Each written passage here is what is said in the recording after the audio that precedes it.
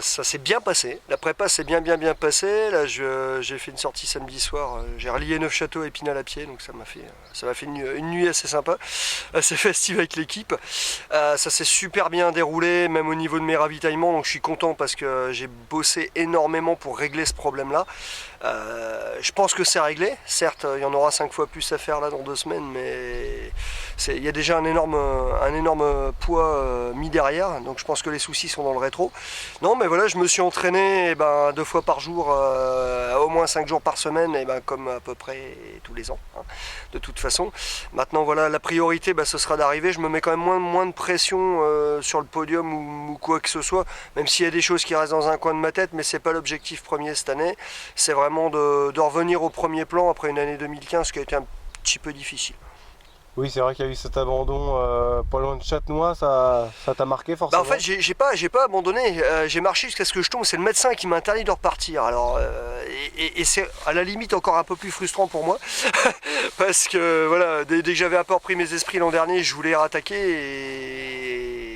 Et à juste titre, on m'a interdit de le faire.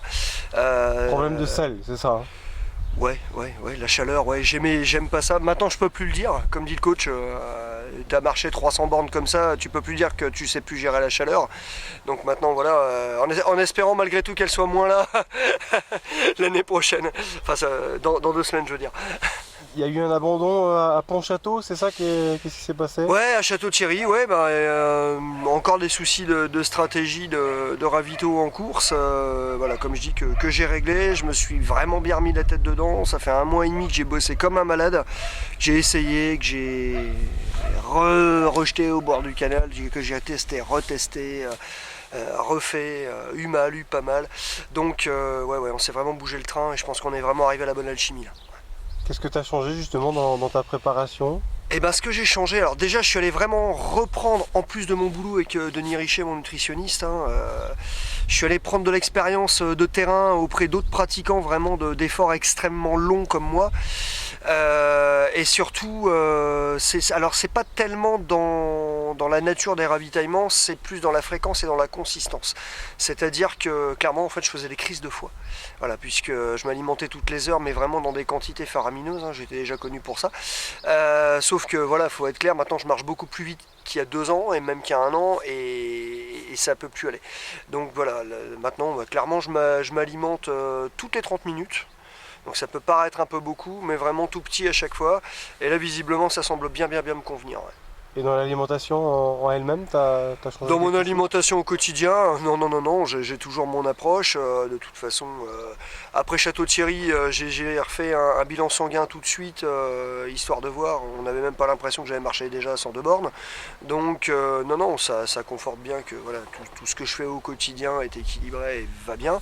De toute façon, je ne changerai pas mes convictions et ça, le coach le sait très bien. Malgré tout, en cours, je me suis ouvert à d'autres choses qui restent dans cette approche-là. Mais voilà, je suis vraiment allé chercher de l'expérience ailleurs, des pistes ailleurs, et je pense qu'on a réussi à les exploiter au mieux. Voilà. Tu sens que tu montes en puissance là, Ouais, complètement, ouais. Là déjà on a fait les 84 bornes, comme je t'ai dit, c'était un gros test entre Neufchâteau et Épinal, j'ai fait ça à quasiment 9 à l'heure. Donc c'est déjà une excellente moyenne. C'est pas du tout une moyenne que je vais tenir sur le Paris-Alsace, faut être clair, ça se gagne à 8, Paris-Alsace. Donc déjà ce serait vraiment prétentieux déjà même de le tenir à 8. En tout cas, on fera au mieux. Non, l'objectif premier, ce sera vraiment d'arriver. S'il y a vraiment des choses qui doivent se jouer au niveau du classement, on les gérera au fur et à mesure. Voilà. Est-ce que tu as été en reconnaissance sur certaines étapes du Paris-Alsace? Ouais, je me suis fait encore l'école, même si je commence à les connaître un petit peu, mais c'est toujours rassurant d'aller se les grimper, se dire tiens c'est bon, voilà j'y arrive. Donc j'y suis retourné 2-3 fois, bonhomme, calvaire. C'est presque à domicile, toi, c'est ton avantage quoi, par Voilà, rapport aux autres. absolument. Et puis tout le tronçon Neufchâteau-Épinal, voilà, vraiment sur le parcours, la côte de Certilleux aussi, voilà, que j'ai bien grimpé aussi, mais après, toute proportion gardée, parce que j'aurai 300 km dans les pattes dans 2 semaines quand on arrivera là. Donc c'est des repères visuels, c'est des repères géographiques, mais après c'est pas vraiment des repères de sensations, quoi. Bon, les favoris, ce sont toujours les mêmes, j'imagine? Bah, je pense, ouais, de toute façon. Dimitri Osipov qui a donné un petit peu moins de nouvelles, bon, mais qui est quand même costaud, qui a fait une grosse perf quand il s'est qualifié à Roubaix. Au mois de septembre, je me suis qualifié aussi à Roubaix en même temps, donc j'ai vraiment pu voir l'étendue du travail du bonhomme.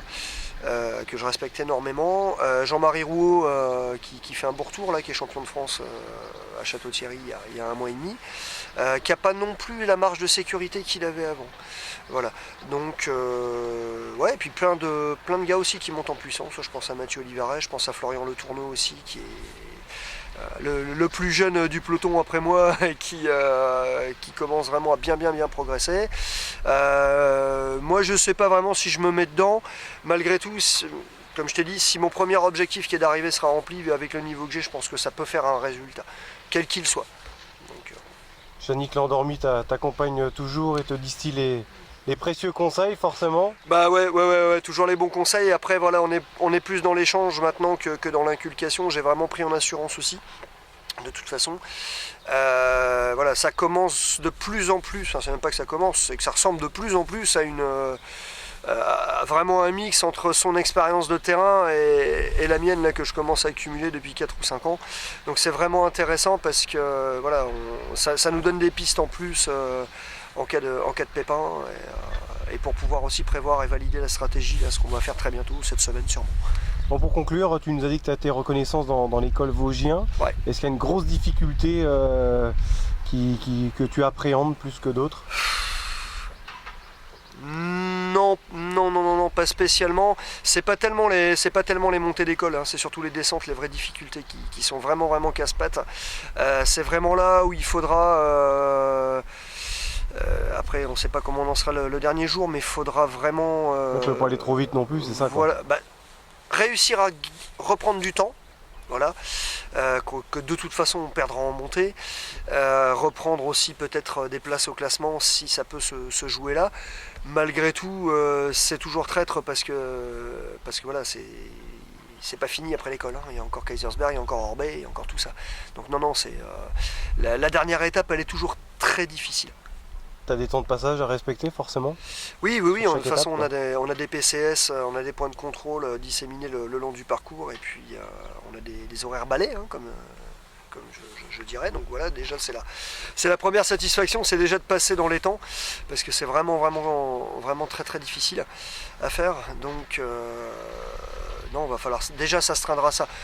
De toute façon, on est tous dans la même galère, même que tu sois favori ou pas, le premier but c'est d'arriver. Même le gars qui arrive dernier, arriver c'est déjà costaud. Bon, en te souhaitant un Paris-Alsace comme il y a 2 ans alors. Ouais, on va faire au mieux. Ouais. Dans tous les cas, ce qui me fait plaisir, voilà, c'est que surtout de passer à la maison, d'arriver en face de chez moi. Donc ça aussi, ça va avoir cette année une saveur particulière.